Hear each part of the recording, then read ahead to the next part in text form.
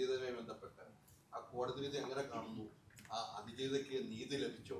എന്താണ് ബാബുരാജ് അതിന് അന്നൊക്കെ അതിജീവിതയോടൊപ്പം നിന്നൊരു വ്യക്തിയാണ്, പേഴ്സണലി അറിയാവുന്നതാണ്. ഇപ്പോഴത്തെ ആ കോടതി വിധി എങ്ങനെയാണ് കാണുന്നത്? ഞാനൊരു നിയമം പഠിച്ച ആളായതുകൊണ്ടും ഞാനൊരു വക്കീലായതുകൊണ്ടും കോടതി വിധികളെ നമ്മൾ ബഹുമാനിക്കണം. അതാണല്ലോ ഈ നാട്ടിൽ നമ്മുടെ നടപ്പ്. പിന്നെ മറ്റുള്ള കാര്യങ്ങളൊക്കെ മേൽക്കോടതികളുണ്ടല്ലോ, അത് അതിന്റെ വഴിയിൽ വരട്ടെ എന്നല്ലേ നമുക്ക് പറയാൻ പറ്റുള്ളൂ.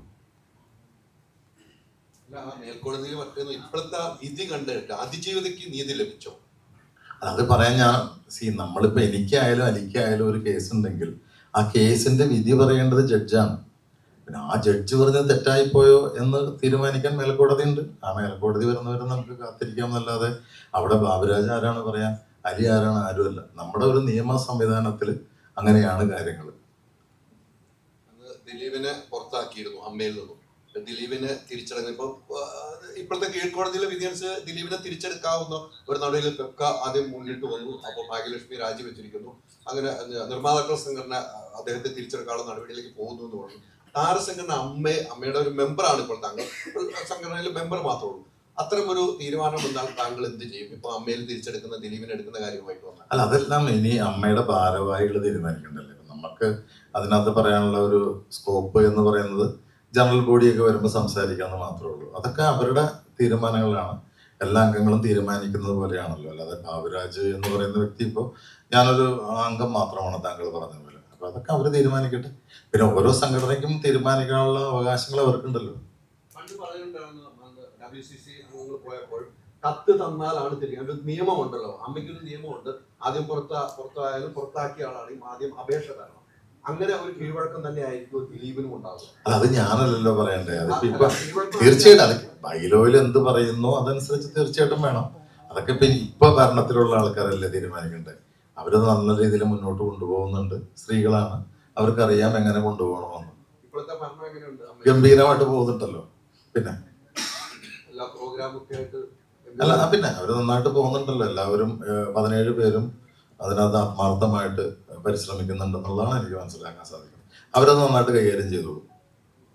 സ്ത്രീകൾ തലപ്പത്തിരിക്കുന്ന സമയമാണ് അതിജീവിത വിഷയത്തിൽ. ആ സമയത്ത് പോലും ആ സംഘടനയിൽ ഒരു പ്രതികരണം ഇല്ലാത്തതിനെ താങ്കൾ എങ്ങനെയാണ് കാണുന്നത്? എന്തുകൊണ്ടായിരിക്കും അങ്ങനെ സംഭവിക്കുന്നത്? അല്ല, ഞാൻ ഈ സമയത്ത് ലാലേട്ടനെയാണ്. ഈ സമയത്ത് പാവം ലാലേട്ടനായിരുന്നെങ്കിൽ എന്തോരം കഷ്ടപ്പെടേണ്ടോന്നല്ലേ. ഇപ്പോ ഇവരായതുകൊണ്ട് അവർക്ക് അതിൽ നിന്ന് എസ്കേപ്പ് ചെയ്ത് പോകാൻ പറ്റും. ലാലേട്ടൻ എങ്ങനെ ആയിരുന്നെങ്കിലും ഇതിന്റെ തലപ്പത്തായിരുന്നെങ്കിലും അദ്ദേഹത്തിന് ഒരു നിങ്ങളെല്ലാവരും കൂടി വീർപ്പ് മുട്ടിച്ചാണ്. അപ്പൊ ഞാനിപ്പോ സത്യം പറഞ്ഞാൽ ലാലേട്ടൻ മാറിയത് നന്നായി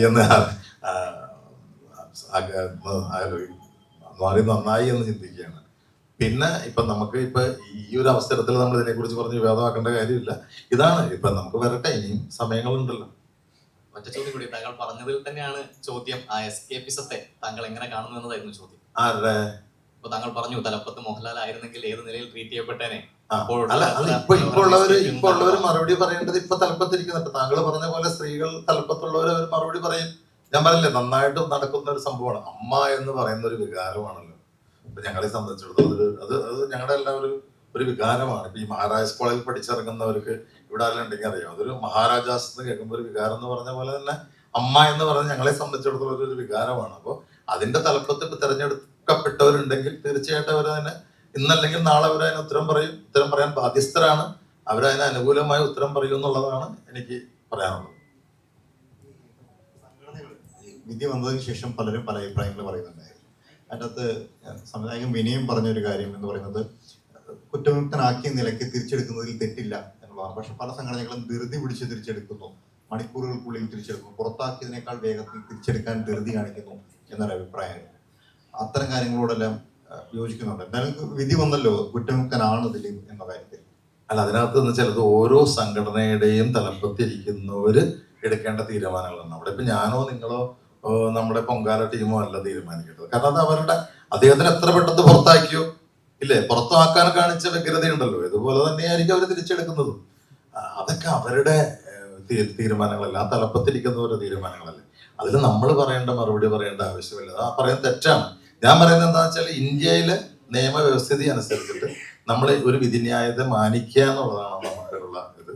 പിന്നെ നമുക്ക് ആ കുട്ടിയോടുള്ള അനുകമ്പ, ആ കുട്ടിയോടുള്ള സ്നേഹം, അതൊന്നും ഒരു മാറ്റവുമില്ല. നമ്മൾ അന്ന് അങ്ങനെ നിന്നു, അതനുസരിച്ച് തന്നെ ആയിരിക്കും ഇപ്പോഴും. ബാക്കി അല്ല, അതിലെന്തൊരു ചോദ്യമാണ് അതിനകത്ത്? അതങ്ങനെ മാറുന്ന കാര്യമാണോ? അതൊന്നും ഒരിക്കലും മാറുന്ന കാര്യമല്ലല്ലോ.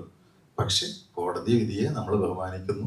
അതിനകത്ത് നമുക്ക് ഇപ്പൊ ഒരു നാണയത്തിന് രണ്ട് വശമുണ്ടെന്ന് പറഞ്ഞ പോലെ അതിൽ ഏത് വശമാണ് സത്യം എന്നുള്ളതാണ് നമുക്കറിയേണ്ടത്, ഇല്ലേ? ഇപ്പൊ നമുക്കൊരു വിധി വന്നു, ആ വിധിയെ നമ്മൾ മാനിക്കുന്നു, നമുക്ക് നോക്കാം. അന്നും അതിജീവിതമായിട്ട് താങ്കൾ ഫോണിലൊക്കെ സംസാരിച്ചൊരു വ്യക്തിയാണ്, ആ വിഷയങ്ങൾ ഉണ്ടായിരുന്നു. ഇപ്പോൾ ഇത്തരം ഒരു സിറ്റുവേഷൻ അതിജീവിതമായിട്ട് നിങ്ങൾ സംസാരിക്കുകയും ചെയ്തിരുന്നു താങ്കൾ വ്യക്തി എന്ന നിലയിൽ? ഞാൻ ഉണ്ടായിരുന്നില്ല ഇവിടെ, ഞാൻ ഡെറാഡൂണിലായിരുന്നു, ഞാൻ സംസാരിച്ചിട്ടില്ല. എന്ത് സംസാരിക്കാനാണ്, അല്ലേ? നമ്മളതിനകത്ത് വരട്ടെ. ഇപ്പൊ നമ്മൾ ഇവിടെ ഇരിക്കുന്ന ഒരു പ്രൊമോഷന്റെ ഭാഗമായിട്ടല്ലേ, അതൊക്കെ നമുക്ക് പിന്നീട് പറയാം.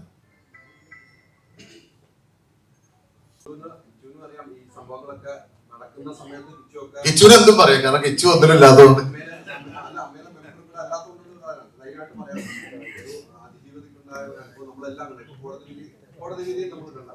നിലവിലെ സാഹചര്യത്തിൽ താങ്കൾ ആ കോടതി വിധി എങ്ങനെ കാണും?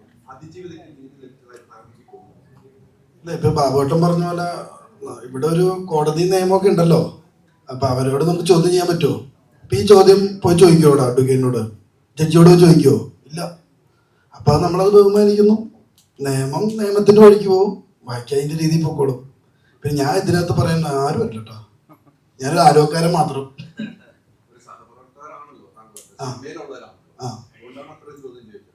അതാണ് ഞാൻ പറയുന്നത്, നമ്മളാരും അല്ല ഇത് പറയാനായിട്ട്. ഇപ്പൊ നിയമത്തിന്റെ വഴിക്ക് ഒരു ഇത് പറഞ്ഞല്ലോ, ആള് തെറ്റുകാരനല്ല എന്നുള്ളത്. അതിൽ നമ്മൾ വിശ്വസിക്കുന്നു. പുള്ളി തെറ്റുകാരനല്ലാത്ത ആയാലും നമുക്ക് സന്തോഷം. അങ്ങനെയൊക്കെ തന്നെ.